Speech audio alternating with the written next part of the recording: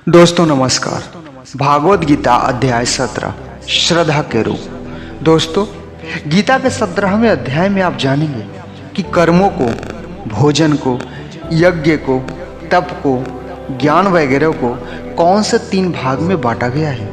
अर्जुन बोले, हे श्री कृष्ण, जो मनुष्य शास्त्रों को छोड़कर देवों की पूजा करे वह क्या है, सात्विक, राजस या तामस।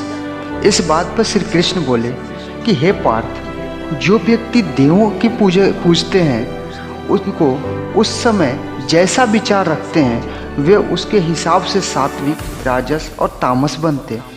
सात्विक लोग देवताओं को पूजते हैं, राजस लोग यक्ष और राक्षसों को और तामस प्रेतों को। जो मनुष्य शास्त्रों से दूर रहकर भी मन से कठिन निर्णय लेता है और कर्म करता है और कर्म को ही तप मान के करता है वह भी इस संसार से मुक्त है। जिस तरह से भोजन भी सात्विक, राजस और तामस होता है, उसी तरह से यज्ञ, तप और दान भी 3 प्रकार के होते हैं। फलों से किया गया भोजन सात्विक होता है और राजस भोजन स्वाद में तीखे जैसे कि मीठे, खट्टे, बहुत गर्म आदि होते हैं और तामस भोजन में दुर्गंध वाले, अधपके, बिना रस के, अपवित्र आदि हैं। इस तरह यज्ञों में शास्त्र विधि से नियत और फल की इच्छा रहित किया गया सात्विक है।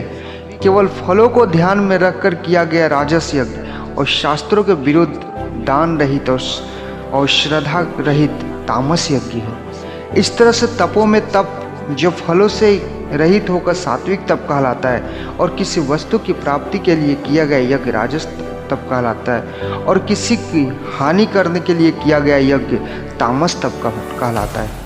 इस प्रकार से दान में बिना खुद को श्रेय दिए जिसको जो आवश्यकता है दान कर दिया जाए और यह समझा जाए कि दान ही कर्तव्य है, वह दान सात्विक दान कहलाता है। जैसे कि भूखे को खाना खिलाना, वस्त्रहीन को वस्त्र पहनाना, अकाल क्षेत्र में अन्न दान करना, जो दान उसके फलों को दृष्टि में रखकर अपना मान बढ़ाने के लिए किया जाए, स्वर्ग की प्राप्ति के लिए किया जाए और दान के बदले में प्रति उपकार चाह में रखा जाए, वह किया गया दान राजस दान कहलाता है। जो दान बिना सम्मान के किसी को अपमान करके किसी को बलपूर्वक या अयोग्य को दिया जाता है वह तामस दान कहलाता है।